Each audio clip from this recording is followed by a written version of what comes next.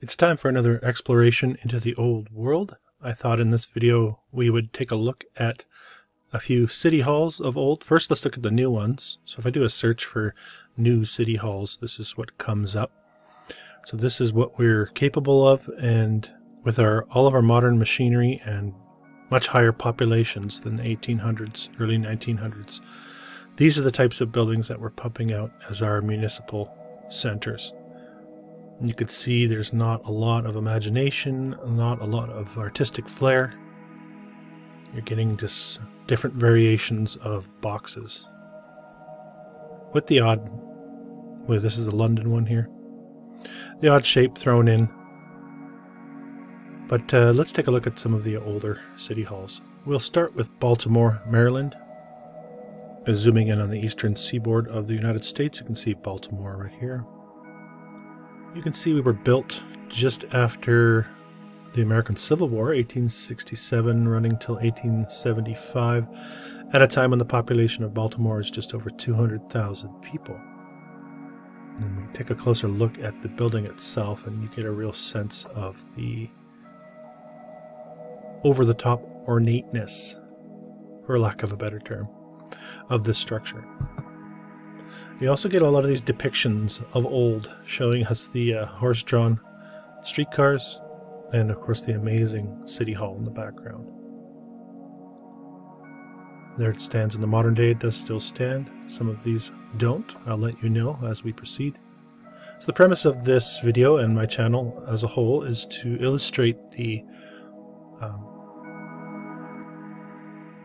inconsistencies between the historical narrative we're given, the horse and buggy people, and the type of architecture they were said to have been able to pull off at a time when many of the technologies we use in the modern day were not at their disposal. We're expected to believe that it was just a plethora of skill, hard work, nothing else to do, and European immigrants in the case of North America. This is the underside of the dome of the City Hall in Baltimore. All of the building materials from this era, as you'll see, seem to be stone, a variation of granite, marble, somewhere in between. A lot of brickwork is used, a lot of cast iron or bronze or copper. So the very highest quality in building materials is what we're looking at with these buildings. In the modern day, it's not the case. It's usually glass and a lot of materials that have been synthetically created to expedite the process. So all of these things would have been extremely laborious to construct, lending to the head-scratching question, how the heck did they do this? And they were really doing it all over the place. Here we're looking at Bendigo, Australia.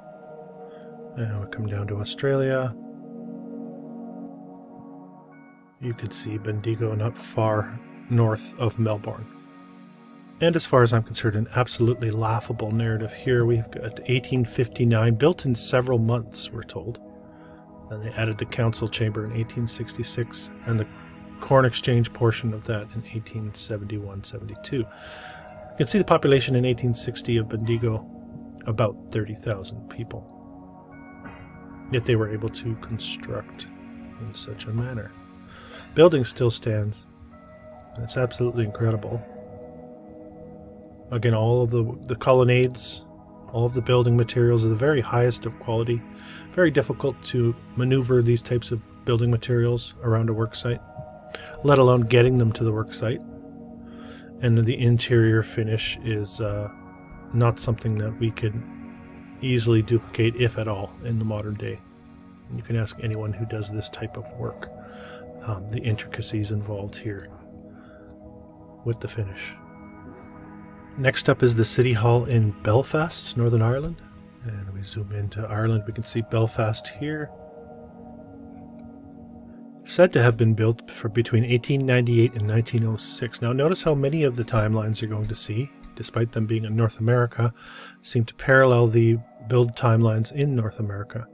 You'll also see population increases, dramatic population increases overseas. not just on the North American continent, which contradicts the story we're being told that many of these people emigrated from these countries. So then you have to assume you've got an exponential population increase over there, while they're coming over and creating the same exponential population increase in North America. And this is just how they built the City Hall in Belfast at the turn of the century. Massive complex, as you can see here. The very highest quality of building materials. Got all sorts of marble. Stonework is incredible. The details are off the charts, as usual. Anybody try to install a marble balustrade like this?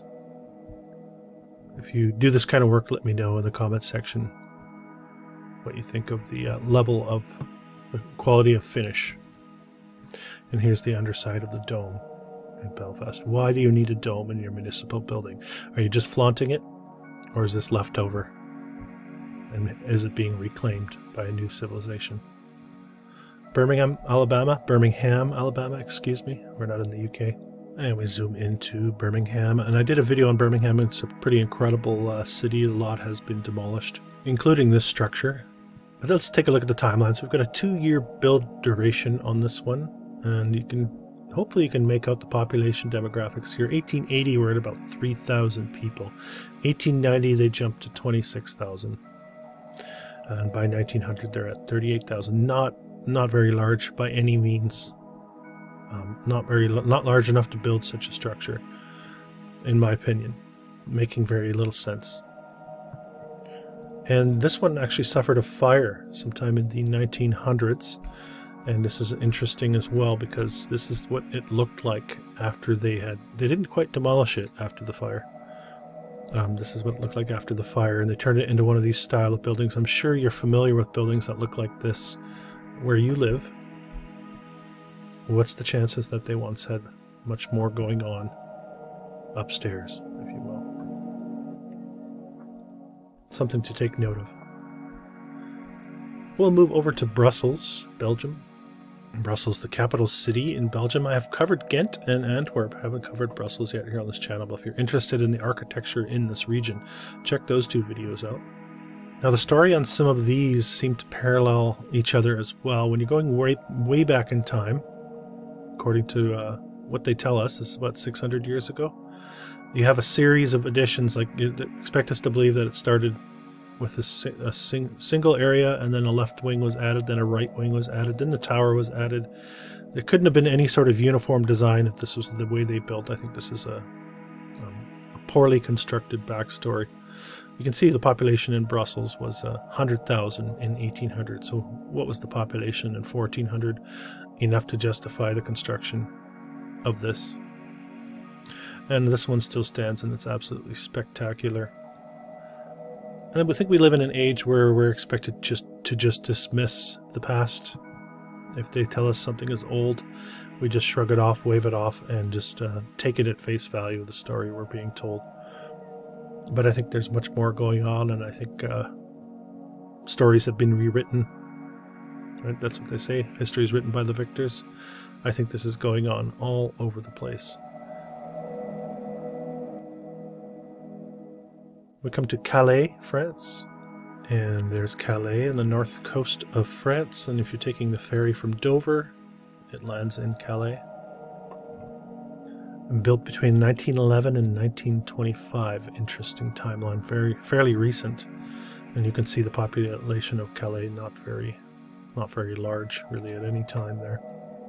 Let's take a closer look at this one. This one's a bit grainy, but at least it gives you a sense of the over-the-top architecture that we have going on. There's actually some similarities when we look at the one in Brussels again. The way that they've done the roof with all the dormers sticking out. It looks like the same type of architecture. There's a closer look at the tower portion with its one of those crowns. Yeah, all sorts of tech going on with this structure. Absolutely incredible. We have another one here in Comines. Pardon me if I don't pronounce that correctly. You can see it here on the border of Belgium and France. This one is said to have been built in 1701. Interesting too, because the one in Calais, built so much more recently, looking very similar once again. Combe, not a very large place by any means, 10,000 people living there in 1968. And again, one of those structures that's no doubt shrugged off to the past. Tourist attraction, and they have the little placards and everyone can read when it was said to have been built and take it at face value. Let's hop back over to North America. Let's look at Cumberland, Maryland. And Cumberland, you can see right here. Actually never heard of this place. And you can see here we've got a 2-year build time, a population of 12,000 surging to 15,000. Destroyed by fire in 1910. This is a massive structure for such a small town, city. And you can see the poor horse and buggy out front here. You can see all the infrastructure, very well laid out, very well built, and not really making sense for a time when they did not have the means, they did not have the technology to put the infrastructure together like this. It just makes no sense. Our history is a fabrication. And here's a depiction. It was also the Academy of Music. Again, that's how they justify, I guess, the size of the building in Cumberland, Maryland. Making very little sense. Apologies if you're getting any background noise here. In a house full of kids and pets, I'm forced to make these videos next to the furnace downstairs, so sometimes you might hear that going off. And if you'd like to support the work I do here on the channel, it does not monetize this channel. I do have a couple ways for you to donate. You can check that out in the About section, as well as books that I put together, and I do have a 2026 calendar as well. We'll move on to Detroit. Detroit, right on the border of Canada, just across from Windsor, Ontario. This is a 2-year build time, 1871 to 73, very early. Demolished in 1961, like many structures in Detroit. You can see the population demographics here. So by no means a large city whatsoever, although by 1800 standards it is. But it really doesn't account for the type of architecture that we're seeing. I think it provides a very poor explanation. Again, the very highest of building quality materials. Got a lot of statuary as well, iconography, statuary. A lot of details on these buildings that you just don't see anymore. And I think we're catching glimpses of a world that once was, that has been obscured from our perception. We have no frame of reference for all of this, and we've got a very poor explanation for how these came to be, and that's why I do the work that I do here on this channel. Dunkirk, France, and it looks like we're hitting this region pretty hard in this video so far. You can see Dunkirk not far from Calais. This one gets built in the late 1800s, early 1900s, 97 to 01. Sees some damage in 1940, obviously WW2. We have a population of 30,000 in 1900. And I have a lot of questions surrounding the damage that was done in those great conflagrations. I do question the extent of the damage in some cases, and the absolute obliteration in other cases, I think, definitely went on. It seems to me that there was an overt erasing of what was there before. I think there was, I don't know if they were up against a clock or what it was, as far as erasing the memory of the past, but it was done literally and figuratively. Moving to Guthrie, Oklahoma, just north of Oklahoma City. Let's see here, Guthrie. Built in 6 months. They built a castle for a city hall in 6 months in Guthrie in 1902, and they demolished it 50 years later. You can see the population demographics there, 10,000. There's a better look at the city hall that looked like a castle, and the old horse and wagon out front. Now really let's look at the difference between the mode of transportation and the style of architecture that existed at the time. Once you see it, you can't unsee it. Moving on to Leeds in the UK. And we can see Leeds up here, not far from Manchester. This is a 5-year build time in the 1850s, so not long after the Crystal Palace. They go ahead and decide to build this in Leeds. You can see the population, 300,000 in and around, depending what year you want to choose. And this one still stands. It's absolutely spectacular. Very prominent structure. You can see the lion statues out front. Ridiculous amount of columns on the clock tower. You also get a sense of the size of the structure itself. You even look at the surrounding buildings. You get a real sense of the old world. It's absolutely incredible. And we do have a couple looks at the interior. Here's the hall with the pipe organ, because the city hall needed a pipe organ. And again, you have those polished stone columns. In the 1850s, they're installing these. Every square inch of it has been decorated. And that's just a depiction of the pipe organ and how many people you could get in there. There's a close-up of some of the details, the finishing details. And a look at the underside of that tower. Looking very familiar. If you've seen any of my videos, some of the state capitals, all of this styling gets repeated over and over. Now we come to Lowell, Mass. You can see Lowell here, not far from Boston. I did do a video on Lowell. 1889 to 1893. Population demographics, less than 100,000 people living there. This is a better look at this beautiful looking structure. Very tight stonework. They'll call it Richardsonian Romanesque after HH Richardson. Fiction, as far as I'm concerned. There's a sneak peek at the interior. There's not much on the interior for this place. I definitely searched. But you can see the wrought ironwork and the details. Just a glimpse of the Lowell City Hall. Now we can have a look at Manchester. I won't show the map because I did just show you. Not far from Leeds.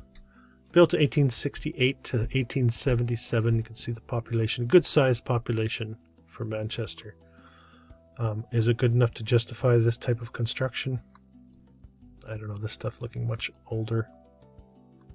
And again, the technology at the time just does not fit. And let's take a look at the interior. These are just a couple looks at the outside of the building. And here's what the interior looks like, to give you a sense of the accuracy and precision, the perfection of these buildings. And not something we can duplicate in the modern day, in my opinion. There's a look at the footprint of the building. You can see the tower. Even the way that all the blocks are sort of put together. You see this a lot, especially in many of the European cities. Closer look at the cathedral styling going on with the Manchester City Hall. And a few more shots of the interior for you. And you look at this type of stuff, it doesn't look like mistakes were even made. You have to think how many, if they're chiseling this stuff by hand, how many did they break and how many did they have to redo, and what would that do to the timeline for construction? These things are absolutely perfect. You have a curved staircase with some polished columns holding up the structure of the stair above.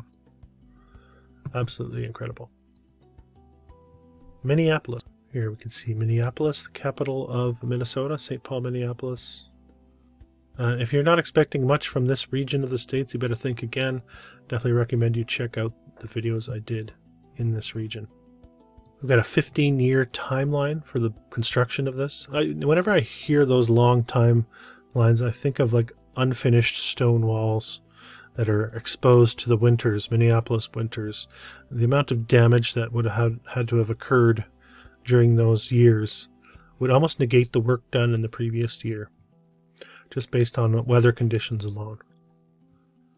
You can see the population growth here. And you usually parallel the build durations with the population growth. It seems to be they go hand in hand, trying to say that, well, 100,000 people came to Minneapolis and they decided they're going to build a city hall for the ages. So they went ahead and constructed this behemoth out of stone. Even on the ceiling, we've got stone and glass and stone filler panels. This is the back view of the city hall in Minneapolis. There you can see the front tower there. No slouch, the back view. There it is in the modern day. Richardsonian once again, that's what they'll call it. Just a quick shot of the tight stonework on the interior here, the perfection involved, the detailing all along here. Remarkable. We come to Munich, and as we zoom in on Germany, we come to the city of Munich. And you have, again, a very long build duration. Is that a 40-year build time? Again, what about the damage, the seasonal damage? How many steps backwards did they take as they were taking their steps forward? Highly detailed palace, this one. Very highly detailed. No doubt a tourist attraction. There you can see the cathedral next to it. Just a look from above, just to show you the imprint of the building itself. You can see how it's constructed. We've got a tower in the back here as well. We don't get a lot of details from these. Usually we get the pictures from the same handful of locations within the buildings.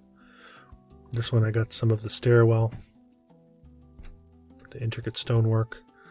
Again, the polished columns. So it doesn't seem to matter where we're looking. It seems like the same styling is being used all over the place. This is a part of the library in the Munich City Hall, reminding me a bit of the spiral staircase coming down in the Iowa state capitol. A remarkable building in its own right.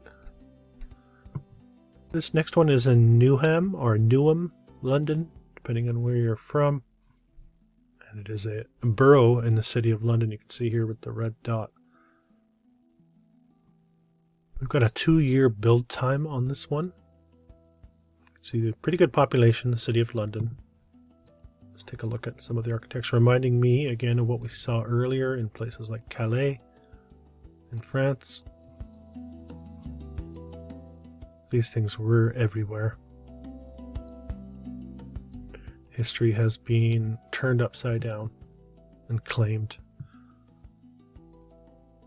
Alright, one of the most amazing city halls I've ever seen in my research, Philadelphia. And this is taking us back to the eastern seaboard in the United States. And yet another 30-year build time. You can see a fairly large population in Philadelphia. We're told it was the capital of the states before they shifted it over to D.C. Hard to make head nor tails of much of what they tell us. It seems like you could have chosen many of these cities as the capital. And here it stands in the modern day. Absolutely amazing looking structure. Very difficult to wrap one's head around how you would even go about laying the foundation for such a structure in 1870. How are they getting these massive stones? They say the walls are, I believe, about 20 feet thick at the base of this. And they provide us with a construction photo here. The old horse and buggy looking on at the unfinished tower. This is supposedly the crane that they used. I would call that a token construction photo. I don't believe it for a second. I think this was all done not over a 30-year period. And if so, the weather certainly was not the way that it is now. Take a look at the statuary going on here, the columns. Does this really make sense for Philadelphia? Is this what you would expect? The faces, the depictions, do they really just have that much more taste and skill than we do now in the late 1800s? Or is there much more to the history of this place? Is our history much deeper and much richer than we're being told? And are we being given a thin veneer of a history that really does not fit what we're seeing. Some of the interior for you, with the polished columns, and yeah, I don't even know what to say about this one. That looks like a single stone. Absolutely remarkable. And looking like it's made for all sorts of size of beings or people. You can venture down the giants of old rabbit hole. What are they hiding in the Smithsonian? I think there are many stories that have been kept from us, as I keep mentioning. And here we have the curved stairs taking us up the tower. Very, very high level of precision going on here. What are they depicting here? Some sort of angelic beings. Very likely the case that angelic beings were involved in the construction of the old world. And maybe we were those angelic beings, and maybe we have fallen. How many building plans in our modern day include ornately decorated ceilings? Have you been in a room with an ornately decorated ceiling? How does it make you feel? Instead, really, we just usually texture them or make them smooth, put a single color on them, and it's like they don't even exist. And what's being depicted here? Who are these creatures?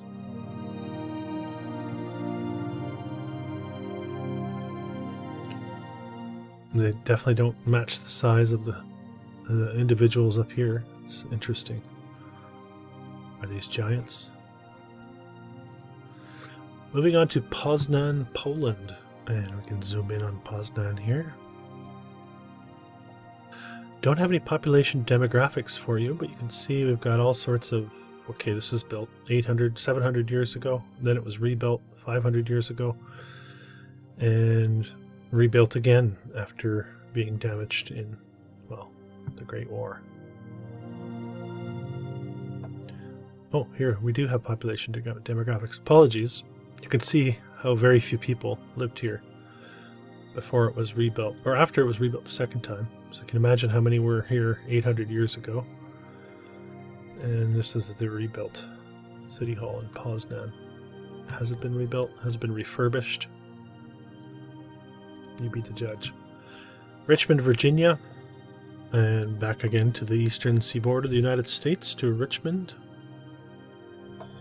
Another one of my favorites, said to have been built between 1886 and this should say 1894. 8-year build time. Not a lot of people living there. Of course, Richmond taking heavy blows during the American Civil War, we're told, and no doubt much was destroyed.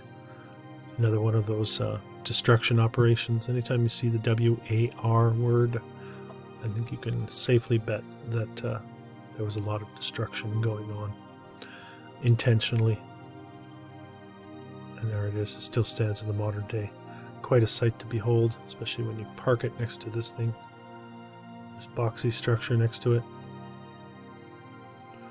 And we have a few shots of the interior for you. You can just imagine the scaffold work needed if we're going to make this fit the narrative. Truly breathtaking structure. Moving on to Saint-Étienne, and moving toward the southeast of France. You can see the red dot here. Saint-Étienne, not far from Lyon. And I thought this would be a good one to include. As you'll see, this was supposedly built in the 1820s. Population would have been, what, let's generously say 30,000. They decided to plop a dome on it in 1850s. No doubt that they had that in mind the whole time when they designed it. The engineers were on top of it. And there was a fire in the dome in 1933 and 1952, which forced them to remove the dome. This is a story we've seen many times in North America, and we also see this in France. And there's what it looks like in the modern day, and that's why I wanted to include it. Really just a whisper of what it once was. Another one of my favorites, we move on to Salt Lake City. Salt Lake City in the state of Utah in the United States. see here. I've got some details for you. As we zoom in a little closer, you can see 3-year build duration on this one, built by these gentlemen. The architects won a design competition, and there's the population demographics at the time that they were building this. So about 50,000 people. Wonder who the people were that put the statue on the top. This is a fantastic photograph just to show you some of the detail. Remember, 50,000 people living there at the time. Of course, they had a fountain out front, although they hadn't really mastered plumbing. Let's take a look at it. It still stands in the modern day. Very difficult to find any interior shots of this structure, but it's absolutely breathtaking. And of course, they'll tell us it was all the immigrants that came over that had the know-how, because they were building these apparently in places in Europe in this similar fashion.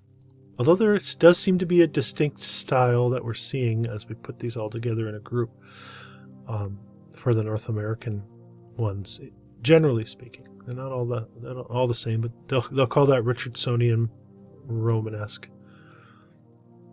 But I think, again, this is a regional style of a civilization that has been here for much longer than we're being told.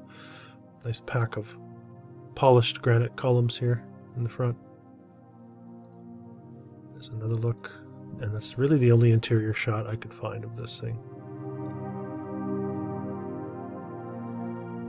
We have an old rendering of the City Hall building next to the temple, and I can't remember what they call that place where they sing, I guess. Pardon me. Moving on to Scranton, Pennsylvania, and I have covered Scranton as well. You can see the red dot here, Scranton. Not a large city, but large enough to build a castle for a city hall. There it is in the modern day. Looking pretty incredible. Very tight stonework. No doubt this has been switched out from what was originally there. You can see the aging and weathering on the columns above here too. And very, very similar styling to what we just saw in Salt Lake City. And you get a cleanup crew. These guys that was their task, apparently, to go up there and clean up what they could. Very difficult to access. Now try to envision how they put this thing together. Sheffield in the UK. Sheffield in here. Not far from Leeds. Manchester, which we've looked at. Built 1890 to 97. You can see the population demographics for the time. This one still stands, looking very old. Shot from above. And I do have some of the interior as well. Here's a look at the stairs in there. You can see the ornamentation going on here in Sheffield. All of these are stone balusters, stone columns. Very, very detailed. Even the chandelier with its winged angel type figures. I'm guessing that's a mosaic on the ceilings, these curved ceilings. There's that same one again. This is I think it's the mayor's parlor, they call this, with its fireplace that certainly looks like it's never burned a piece of wood. What were they really for? And in the modern day, we get this type of modern art. That's what passes for art in the modern day, a sphere. Approaching the end of the file, we have Sunderland in the UK. Not far from Newcastle here on the east coast. Built in 2 years, 1888 to 1890. Demolished in 1971. You can see I don't have much for population demographics, but giving you an idea how there was really nobody here at one point, and all of a sudden all sorts of people living in these locations. And then you can get a sense of the infrastructure surrounding it as well. And just a shot of the interior. Long gone. Hopefully not forgotten though. That's why I make these videos. Sydney, Australia. out here on the east coast of Australia. I did do a video on Sydney as well. And history tells us that this is where all the convicts were shipped to, and eventually they found gold, and they used that as the excuse for the boom in architecture. 68 to 89, we got a 21 year window. Then you can see very similar rises in population to other places that we're seeing. So these population increases are going on everywhere. Poor horse and buggy has to look up at this structure that his grandfathers had a part in building. And there it is, sitting next to a cathedral. Still stands. There it is in the modern day, surrounded by the box towers. And again, very similar interior finish to what we're seeing in other locations. Very similar ornamentation going on here. Coffered ceilings, very difficult to achieve this. There's a pipe organ. That's just how you built city halls. You had to include a pipe organ. Toronto, Ontario. Let's get Canada in the mix. Zooming in the Great Lakes area of North America, we see Toronto here on the shores of Lake Ontario. It took them 10 years to build this. 1881, 86,000 people. 1901, 200 plus. Again, mirroring places like Sydney with this population growth. Still stands. Richardsonian Romanesque once again. HH Richardson, if you're not familiar with him, you're going to have to do a deep dive. I did do one here on the channel. Put the link to that in the description with Matthew Smith. The late Matthew Smith. And just a look again at the detailing and the similarities that you've seen in other places like Salt Lake. Very elaborate lighting going on in here. All stone, wrought iron. A dragon. Looks like a dragon on the railing. And approaching the end, we have Vienna. Another one of those locations with multiple starts. Vienna, Austria, you can see here, Vienna. And I did leave out the narrative on this one just so we could enjoy the structure itself. Also taking note of the similarities, again, of what we've seen in other marvelous municipal structures. And just notice how it repeats. There's the Great Hall area. Certainly don't build them like they used to. This is the inner courtyard. And another look at the interior again, just to show you the degree of difficulty here is off the charts. Amazing. Certainly worth going to see these structures, getting a feel for the building, the energy that they give off. Coming to the end of the file, we have Wichita, Kansas.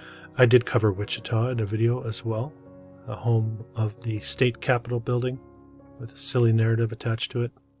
And we're getting a ridiculously exponential population growth between 1880 and 1890. This is a 4-year build time, right in and around that period. Castle for City Hall in Wichita. The classic horse and buggy surrounding the castle. Looking very similar again to places like the Salt Lake City Hall. Scaled down, I suppose, but still quite majestic. And our final location is Winnipeg, back to Canada. Winnipeg here in the province of Manitoba, near the center of Canada. Now, I do a live search or investigation called the Knuckleheads with Frankie over at New West Reset. You can check out my lives for the deep dive we did on Winnipeg. This one built 1883 to 86. You can see the population here during that time. Again, very similar to Wichita with the leap in population. This one's demolished in 1962. The narrative tells us that this was falling apart at the time of demolition and was a safety hazard. I think they call this the gingerbread style. Pretty amazing for such a small city up in Canada, wouldn't you say?